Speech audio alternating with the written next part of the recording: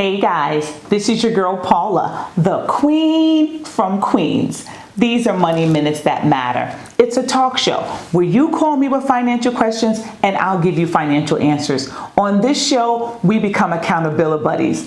That is my favorite word, accountability buddies. We'll walk hand in hand to eliminate debt, to help you maximize your financial future, and to optimize your health. On this show, you and I work together. We're telling creditors, get your hands out of our pockets, take your hands off of my paycheck. We're going to enforce to our household that debt is a disease that can be cured, and we're going to walk along this path together. On this show, we're going to be discussing ways to save. I have a caller here who's going to tell us about cultural ways in which she saved. She's from the Caribbean, but it's not just in the Caribbean, it's in Africa, and I also know it to be in Asia. So we're going to discuss that as well. What's concerning me today is that there are so many ways to get your money out of your pocket. You can call them anything you want. You can call it a Ponzi, you can call it a scheme, you can call it racketeering, or you can call it extortion. I don't care what you label it as, it's a way to get money out of your pocket. There's a new scheme going on today that many people have called me on. 4 people from 4 different states, intelligent people, have called me to ask me, do I know what a susu is and what do I think about it? Well, let's talk about the Enron scandal. Enron manipulated their books and had people believing they had tens of millions of dollars more than they actually had. All of their employees invested their stocks and their retirements into their company thinking it was doing so well. Well, when the company went bust, they lost everything. Remember the Madoff scandal? Mr. Madoff is now spending 150 years in prison because he also manipulated his books. He manipulated to the point where he was telling his rich clients that they had millions and billions more than they actually had. There are so many schemes out there. I remember in 2006, 7, and 8 when there was that housing bust. Remember that in 2008? Well, they were manipulating with subprime mortgages. I remember being involved with Countrywide Bank. Someone coming in to me and my friends saying, hey, why don't you do an interest-only loan for your home? You can take the money, you can invest it, you can make money here, you can start a business. All these ways to manipulate, and how many millions of people got involved and lost their homes. So this new scheme going out is called a susu. A susu, it says, welcome new member to the susu. Congratulations. Welcome to the 2020 Family and Friend Money Share, better known as a susu. This is a collective effort of us coming together to embark on a journey of financial freedom. Your $500 gift, not an investment, but gift, will not only bless you, it will also bless your friends and families. We are all in this together, and family want family to win. So get excited and open another stream of income to be able to invest in your future endeavors. Below is a layout of how this process works. Remember, we are all a team and together we stand. The flowering cycle, which is from Sunday to Saturday. Guidelines. Week 1 is the fire position. You give a $500 gift. It must be paid on Sunday of the entering week by 2 p.m. Week 2, the air position. Your 2 referrals must be provided with payment in full on Sunday of the entering week by 2 p.m. We are a team. If you are unable to find 2 referrals, please immediately notify me. Who's the me?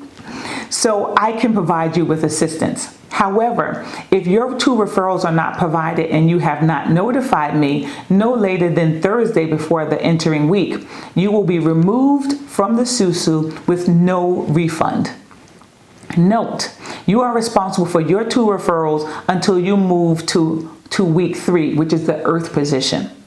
If your referrals are minors, you are responsible for their 2 referrals until your minor reaches week 3. Week 3 is the earth position. Relax. Next week you collect $4,000. Week 4, the water position. Cash out $4,000. Your $500 re-gift is also due to remain in rotation to the susu. What the heck? This is a rough time for Americans. 40 million Americans have applied to unemployment. My church alone gives out anywhere from 500 to 1,000 boxes of food every Saturday. People are hungry, and there are vultures out there trying to manipulate us to get into our pockets to take what we have. No, we're not letting this happen. This is not a true susu, or in some cultures it's called a kai. This is not right. This is manipulation. You don't know who's behind you. You don't know who's in front of you. You don't know if this pyramid, which is it's a pyramid scheme, if this pyramid splits, if you need 4 people behind you, or 7, or 49, or maybe even 170 people behind you to move up. Sure, you know someone, or someone knows someone who won. But of course, if you keep feeding 1 or 2 winners into the community, then everyone else will join in. How are you gaining 700% interest in 1 month's time? I want my money to grow too, but that's not money. That's not growth. That's a way in which to scheme my little money out my pocket. And I said, no, we're not having that. So tune into my show. This is a great show today. My show is primarily sponsored by EAJ1023radio.com. Remember, we got this. We can do this together, and I got you. Let's get on with the show. We have Shamar from Righteoustown, Maryland on the line. Hi, Shamar. Hi, Ms. Robert. Hi, how are you? I'm good today. How are you? I'm doing well. What can I do for you today? Well, today I was looking for financial assistance. So I was wondering if you can help me with that. Okay. So I'm going back to school for my major, and I major in IT. I'm majoring in IT in college. I used to go to CCBC. Okay, so you went to BCBC, was that Baltimore Community College? Yes. And you had to stop? What happened? My mother had passed, and she was giving me financial aid, FAFSA, to attend college without paying any student loans. And one year when I went to college, they said that I couldn't attend because of I had lost my FAFSA, and took months under her wages, her daily wages, income and stuff. I couldn't attend school. So. Well, I'm sorry. I'm sorry to hear about the loss of your mom. And as a mother, as a child, my mom died when I was 3, and I understand the loss of your mom. I understand that longing and needing someone to be in your corner. And you have my condolences, and I apologize. How old are you, Shamar? I'm 22 now. My birthday is passed. And well, happy birthday to you. So you're 22 and you've done some college, and you want to go back to college to study IT. Is that correct? Yes. Okay. And so what are you currently doing for financing? Are you living with your dad? Are you working? What's going on with you? I'm working. I work as a retail BJ's wholesale club. I know BJ's. I'm a Sam's Club member, but yes, I know BJ's well. So you work as a retail person in BJ's. How much money do you make in BJ's an hour? I make $11.90 an hour. $11.90 an hour. Now, are you a full-time employee? No, I am part-time 20. I've asked them, and that's what they told me. I am only like 20 hours, or that's the maximum I get, roughly about 20 hours a week. 20 hours a week. Do they give you any benefits? No, they're not getting any benefits. They don't. So you're deciding BJ's is not where you want to be for the next 30 years. Is that what it is? Yes, I don't intend to stay there at BJ's. Well, I think you're making some wonderful life choices, and I tell you why. It doesn't matter where you start. I started in a housing project in New York City. I'm from Queens, New York, and back in the 1970s, we had a huge major recession, and my dad lost his job. So we actually had to live in a basement of our neighbor's house. We lived there for about 2 years. We didn't have a bathroom. We didn't even have a door. But that's all my dad could afford at the time. And we were elevated and we moved into Section 8 housing. So I understand about having rough starts, but I can honestly promise you, it doesn't matter where you were back there, it's where you are here. So I'm proud of you that you want to move towards IT. And I know that there are some free online courses given by Harvard or Dartmouth or MIT, and they're training people in Linux. Are you aware of those programs? No, I know I was not. Yeah. How do you intend to look that up? Yeah, I think it's a good idea, and I'll put that information at the bottom of the screen. But I think it's important to know that these are introductory classes, and it helps you get an idea if this is the field for you. And I'm telling you, if you keep working hard and plowing along step by step, that you can do this. The programs are free, but I think if you want a certificate, it's anywhere from $60 to $90. Shamar, do you have any debt? I had an injury on my thumb, and I went to the emergency care because my arm was a pain shooting up my arm, and he told me that I could have damaged the vein and that's going up my arm. So I was very nervous and afraid, so I wanted to get checked out, and I have about over $600 debt. $600 in debt. So when you went into the hospital, did the social worker come to you and ask you to apply for Maryland-based Medicaid or Obamacare? No, they did not. No. So ultimately, have you pulled your credit report at any point? Yes.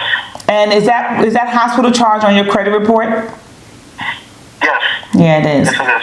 So, it doesn't go away by itself. You know that this is your responsibility. So let me encourage you to call the hospital. Call the hospital and say, I'd like to make right on this $600 debt. Ask them to set up a payment plan. A payment plan being $20 a month for the next $30 for the next 30 months.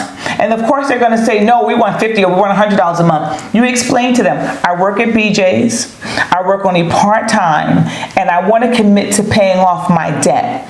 They will give you a payment plan, and as you pay that off, they will take that off your credit report. It will increase your scores, and when you apply for FAFSA, which is free application for federal student aid, you won't have that working against you, okay? Okay. But I'm proud of you, and I'm glad that you're moving towards step of having some financial independence.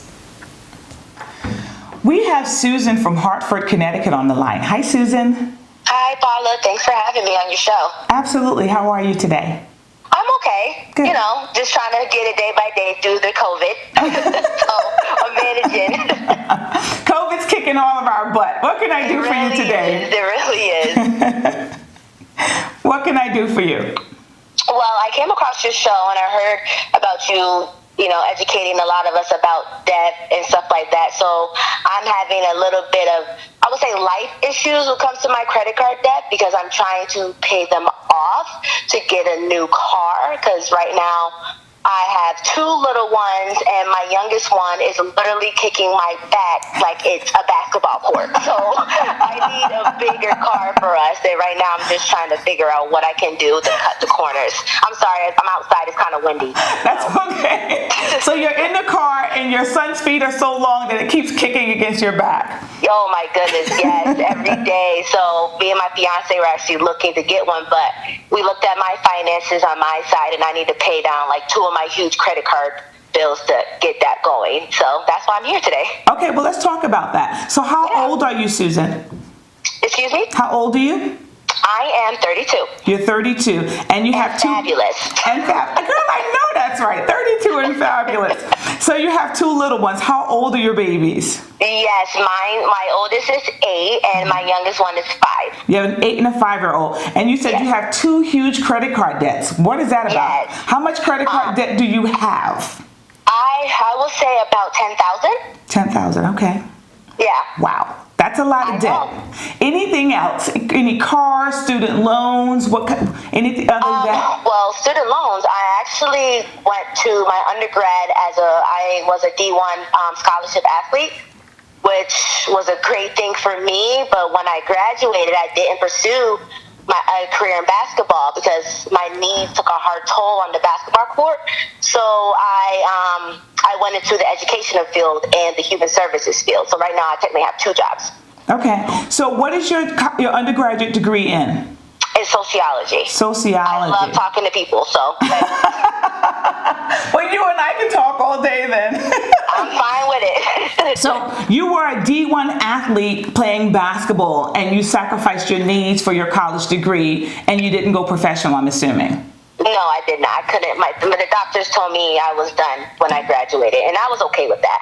And you know what's interesting is that people just assume that, all student athletes get full college scholarships, and it doesn't happen. Sometimes for basketball and for football, but when you have sports like soccer has 24 players, they get 9 full scholarships. Lacrosse the same. Lacrosse has about 25 students on their roster, but they only get 9 scholarships. Football has 100 students, they may get 40 to 50 scholarships. So it's always this miscommunication in the public that, these student athletes, they're getting paid to go to school. But what they don't realize, and I've had 3 NCAA athletes, what they don't realize is your sports schedule, your exercise, all of your performance stuff takes a priority. So you got to be in practice several hours a day. You got to commute. You've got to travel. So that's hard on the academic schedule. Am I right? It was very hard. I will say this. My father, even though I got that free scholarship, my father still had to send me money for groceries, for everything, literally. So it's not glam and glorious once you sign that letter of intent. So I wish I would have got paid at least $15 an hour. Right, exactly. So, yeah. So. I remember Chris Webber said on one of those 30-30s on ESPN, he said he couldn't afford to buy his own shirt that was hanging in the window for $90. He couldn't put gas in his car, but the colleges were making millions of dollars off these athletes. The coaches make millions of dollars. The fans are contributing all this money, but it's not going to the student athlete. So that's a different program here, but I am all for putting a fund for these athletes so when they graduate, they have money so that they can continue with their future. So let's go back to your debt. So you're currently working. What's your household income? My household income right now is, I would say, $70,000. Well, that's excellent. $70,000 is excellent money. So you want to pay off the $10,000 in credit card in order to buy a new car. Are you looking to buy a new car or a used car? I am going to buy a used car because I don't have enough money to buy a new car. And plus, once you drive up the lot, it already loses its value. So there's no need for me to buy a new car. You've already done your homework. Yes, ma'am. You know that they depreciate within 30 days. Yes. Okay, well, I'm talking to the right kind of person. So what I can suggest to you is that you go onto my website, www.robertstargetfinancials. I have a budget pay down form there. And on that budget pay down form, it has you to list your debts from the least to the greatest. And then in my form, I ask you to allocate 20% of your household net pay towards paying down your debt. So I think with $70,000, that's a massive amount of money. That's a massive amount of money. I know that you can do it. I would say my fiance, he pays all the bills in the house because I came in with this debt because right now I am doing my master's degree. And so now I do have student loans to pay off. So we're trying to get me situated before we get everything else going. So my income personally by me is only $35,000. Well, and you guys aren't married yet, so I don't agree with assuming someone else's debt. Once you're married, you're locked in, you're committed. It's a legal contract. If he assumes your debt, something happens, you guys don't get married, then all of a sudden I've assumed someone's debt and they're walking scot-free. Or it burdens my family. So I am not upset with him for making that decision. Me neither. But you said you have 2 jobs in social work as well as in education. Yes. Is no one doing tuition reimbursement for you? Yes, they are. Actually, me not doing my proper homework. I'm in the education field. So education is a nonprofit. So we are able to get up to $2,000 for good grades, A or B, to classes for the semester. So I've been doing that. But life happens. My fiance broke his arm, so I had to take up on a lot of the other household things under me, and the credit card bills kept going. So it's just like when I see the finish line, but I can't just cross it. No, but you know what? You're an athlete, and you know what it takes to get to the finish line. You know it takes hard work and dedication and consistency. So I know if you played 4 years of NCAA and you blew out your knee, that means you were working hard. And because you're a hard worker, I believe in you. I believe that if you commit to something, if you're paying off $500 a month, it'll take you 20 months. But don't amass more debt. Instead of taking on a full load of credits, just take what your job will pay for. That way you're reimbursed after each semester. It'll take you longer, but you won't have additional debt. Okay? Okay. Yeah, that sounds really good. Thank you. But thank you for calling into my show, and good luck with those 2 babies, and good luck to your back. I appreciate it. My whole back is a basketball court, but thank you. We have Polly from Charlotte, North Carolina on the line. Hi, Polly. Hi, Paula. How are you? I'm well. How are you? I'm fine, thank you. What can I do for you today? I've been watching your show, and I'm listening to people who want to save, but I'm just saying to myself, why don't they just start a partner or susu? A what? They sell A what? Susu. Partner or susu. What Which is? is you have it's a group of people, family or friends, that you come together, and you have weekly. You depend on how much money you can put together. If you have something to do, just a project you want to quick money.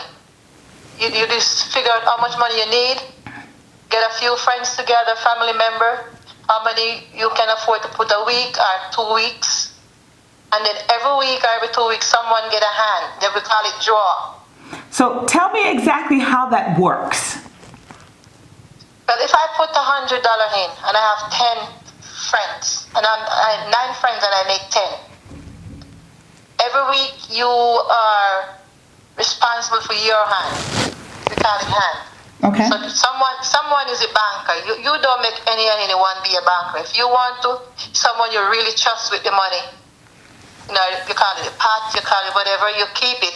Let them keep it, and each week, when everyone put their $100 in the pot, at the end of that week, when everything is gathered, then that money go to whoever wanted first. Now, And you keep on the cycle, keep going until the last person got theirs. so you're saying to me, you have 10 people for 10 weeks, you each put in $100, and then each person gets $1,000 a week, Yes. and you use this for projects or for anything that you need to have money for? Right, and if you have a bigger project, you can put in $200. Now it depends, you can get $500, but you have to make sure who going it with you can afford that amount of money. And it goes, the cycle keep on going. It's like a book club. It's like a book club.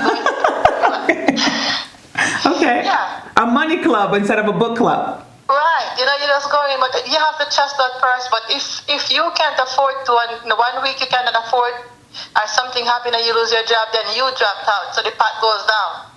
So whatever you put in, you cannot get it back out until the cycle is finished. And whatever leave at the end of the cycle, then that's your money came back to you. Somebody just asked me that. It's so interesting at work. She called it a partner, and she said what happens is you put $500 in, and then you have to bring in 2 people with you, and then you get out $3,500. Now that's called a pyramid scheme. That is not a partner. That's from like some sort of pyramid scheme. That's a scheme, and ultimately with those things is your moving up in this chain is dependent upon people bringing in people below you. Right. So you don't know who's at the top getting all the money. you don't know who's getting the money, and you don't know who's involved in this. So there's a high potential for losing. Why is your susu or partner any different than that? Because you know the people in it. There's not a second person getting it, or a third party. Just you and your 10 friends, your 9 friends. So it go around with you guys in the circle. Nobody else. If you want to bring in 2 of your friends, they have to come in with their $100. They get theirs at the end of it. There'll be 12 weeks instead of 10. They get their $1,200 at the end of the week. At the end of the cycle. So is this a new concept? I mean, where did you get this from? This been around for years because Caribbean people love to put their little money in. Because they have a project coming. Christmas is coming up. You need money to buy a present. You want to go on a vacation. That's how you save your money. So ultimately what you're telling me is the people who are in it are locked in it, and each week you guys come together, put in the same amount of money, and everyone knows who's drawing when they're drawing? Yes, and if you're going to start it over, at the end of the week, if you want, you can get the last hand and then the first hand. That means that you would have, instead of $1,000, you have two, because it just started over. So the cycle just started over again. So you take two back-to-back hands or partnerships. Right, you take the end of it and the beginning of it. If your project is that, you need to get that project out. So that's the amount of money you need. Miss Polly, tell me, what have you done with the partner hand? Before I discuss this on my show, what have you done successfully with the partnership hand? Well, it was my vacation money. When we were going to go on vacation, I saved that for the vacation, for the rent a car, to buy my stuff to bring back for my family. I just carpet my house. I just put new furniture in, because that's how it goes, whatever you need. So you're not new to this. You've been doing this for a while. Yeah. Okay. But just family members and friends are co-workers. It's so interesting because I'm actually tapping into some older relatives and see how they saved. And my husband's aunt, and I call her Aunt Dara, and I love her dearly. She's about 75. And she told me that when she went to fancy occasions, she would go to a thrift store and buy her formal gowns that would come from Nordstrom, but instead of it being several $100s, she would pay $25. And then there's another aunt that we have, Aunt Megan. Right now she has dementia, but she's absolutely brilliant. She told me once that she got paid each week, and she was a home health aide. So she would live on 3 weeks, and then the 4th week she would save continually. She paid off her house when she was in her 60s. Now that she has dementia, she was so smart in putting away money that she has money for long-term care. So my husband manages her finances, but each week someone comes in and cares for her 20 to 30 hours a week. And that insurance money cares for her because she put it away. And she also put money away for her grandchildren to go to college in that same manner. So I appreciate your telling me how to tell my listening audience how to save. So thank you so much, Miss Polly. Yeah, appreciate it. Thank you, my dear. You're welcome. You have a wonderful day, ma'am. Because of that last caller, I went and I found this book. This is a class I took a couple of years ago, and it says, Say Yes to No Debt. And in reading chapter 7, it's called Maximizing the Margin. It talks about a professor who was teaching in a community college about finances. And the professor goes on to say in the beginning of the chapter, it became clear that my African American students believed that the United States government had a special program that helped Asian immigrants start their own businesses by providing them with startup capital. How else, my students thought, could so many Asian immigrants enter the country, speak very little English, become owners of strategically located businesses in predominantly black neighborhoods? So this professor invited a businessman who did just that. And this Asian businessman said he came to America with just $13. He lived in an apartment with some relatives who had already moved here. He slept on the floor. He worked in their business and spent very little money. He owned 2 shirts, 1 pair of black pants, 1 pair of shoes, underwear, and a few other accessories. After saving most of his income, he joined a monthly group of a dozen people who had also immigrated from his country for something called the KI, K-I. This meeting was a kind of investment group that would put a certain amount of money in a pot once a month, and each month one person would take the money. Just like what our caller said, her susu, her partner, was like a book club. They got together once a month, and at that point, someone took all the money. The next month, person number 2 would take all the money, and so on and so on. This would happen for the number of months that equaled the number of people in the group, and then they would start a new group. This young man wanted to buy a business that required $30,000 in cash. So he joined a group of 15 people who put $2,000 in every month. He He could afford this high investment because despite his low salary, he saved it eventually. He saved virtually, every dollar that he earned. And when his turn came, he took his $30,000 and bought his business. My students wanted to know, how could you trust this system to work? Suppose someone did not show up the next month. There were no contracts, no paperwork, no credit cards, no government oversight. But for him, it was an honor system because it was a part of his culture. The professor goes on to say, this young man that he brought in to talk to his class planned his work, then worked his plan. He had no government grants, no wealthy venture capitalists to back his dreams, no personal wealth in which to draw down from. In fact, by most standards, he was living below the poverty line. But he felt no pressure because he was the least likely to succeed, but he succeeded. This is what I'm saying. Debt is a disease. We don't all need to get credit and debts and loan to finance our dreams. We can become entrepreneurs on our own backside. Save every dollar that you get. Invest it, grow some compound interest. Put it in a position where the money grows for you so that when you need it for your business, you can work your business without going further into debt. Well, we have my favorite restaurateur. She's Joan Beckford of Island Pride. She's the owner and operator of both the Gaithersburg store as well as the Rockville store. Hi, Miss Joan. Hi, Paula. How are you?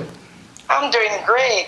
Well, my show today is about ways in which to save, and I want my listening audience to know that I absolutely love the food in your restaurant. I've been patronizing you since the day you opened. We know all three of your spots, and we just had dinner there. So in our dinner conversation, we were talking about how you purchase cars, and I'd like for you to share that with my listening audience if you don't mind. Okay. As you know, that cars are one of the things that take most of your hard-earned money. Yeah. So my husband and I, we came up with a plan that we will never buy or we will never purchase a brand new car. And of all the cars that we own, they're either Acura Legion or Lexus. Mm-hmm. But we have never bought a new Lexus. Okay. It has to be 3, 4, 5 years old. And then we, over 34 years living in this country, mm-hmm. we own 4 cars. So in 34 years, you love the Lexus brand. You buy the cars 3, 4, 5 years old, and you keep them for a number of years? We would keep our cars for many years. For many years. One, they're good lasting cars. Mm-hmm. So there's no need to change them because of their age. Okay. So we will keep a car until the life is gone. So you actually bury the car? We actually bury, and it's true. Okay. We do not sell our cars. So Miss Joan, the car that you're driving now, that beautiful Lexus that was outside your restaurant, what year is that car? The years were 1999. Your car is the age of my youngest child, 1999. You have a car on the road today that is 21 years old. Well kept. And not giving you any problems. No. When you put the key in and you turn it, it still works. Yes. So you have no desire to buy a 2020 Lexus because it's new and has new features? Exactly. And the car works, you use it every day, and you're happy with it. Of course. Miss Joan, I love you, and I love you because you're so smart.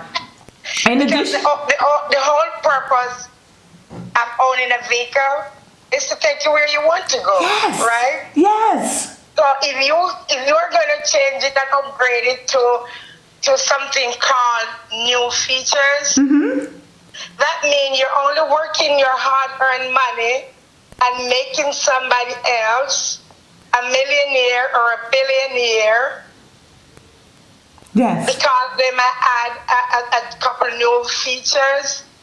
But it's at the end of the day, it's still going to do the exact same thing that you want it to do. Point A to point B. Yes, ma'am, I agree. Now, can you just also tell my listening audience, what was your goal for retirement? I know you're not retired, you're far from retiring, but tell me what you said your goal was about your home. For an early age, 50, 55, I make a goal that I will not retire and have a house mortgage. Okay. Because, Paula, I've seen people retire and still have to work extremely hard because they have a mortgage to pay. Yes, ma'am. I was never going to move out of my long years of hard working home. I was not going to downsize because I have to pay a mortgage. Okay. So my goal is I will pay my mortgage off before I retire. And now is it paid off? 5 years. I'm 64 years old. I have 1 year left to become a retired age. Okay. And my home is fully paid off. And I have a very nice home, Paula. Okay. I have a very nice home, 4-bedroom, single family, in a nice community. But it feels good to wake up tomorrow morning and know that I'm truly a homeowner. Yes, ma'am. Yes, ma'am. And what people don't realize is you never own your home until the last payment is paid. So if you have a 30-year mortgage and you pay for 29 years and 11 months, if you can't make that last month's payment, the bank still owns your home. So you own your own home, and I'm proud of you. Exactly. Well, and it was a very good feeling when I looked at my computer and there was a big sign, congratulations, you are now a full homeowner. Came right across the street where my mortgage would have been. And you are probably one in a million, ma'am. And I am telling you, you're setting a standard for me and hopefully for my listening and viewing audiences. And I tell you, I appreciate you, ma'am. It is possible. Thank you. Thank you for sharing. God bless you. Now it's time to say goodbye to all our family. Except I can't put money minutes that matter into MICKEYMOUSC. Anyway, guys, I really enjoyed this show. My primary sponsor for this show is EAJ1023radio.com. I also have a Saturday talk segment on there during the One Man, One Mic show about 5:30 in the evening on Saturdays. Check me out. It's always current events, things related to finances, and things that are happening that affect our lives. We are not supposed to be in the hand of debt. The borrower is enslaved to the lender. Let's not be the borrower. A good man leaves an inheritance to his children's children. That's what my favorite book says. That's what I want to do. I want to teach my children now so that the generational wealth that I'm creating by giving them no tuition or no debt after they finish college, that's generational wealth. And they'll be in a position where they can impact the lives of their families and then their children's children. That's what I want for you. I love you. Remember, faith trumps fear. We were not given a spirit of fear. Stay financially sound. See you next week. Roberts Targets Financial is not a certified professional service of finances, brokers, accountants, taxes, insurance, or legal. We research the advice that is given to provide the most accurate, up-to-date information. This information is designed to work in conjunction with your information. All information is suggestions. We recommend that you consult with a trusted licensed professional for your specific decisions. All information is for general purposes. We are not liable for any losses or gains. We accept no responsibility for any decisions made after participating on or from listening to the show or from Roberts Targets Financials. If you like this episode, hit the subscribe button.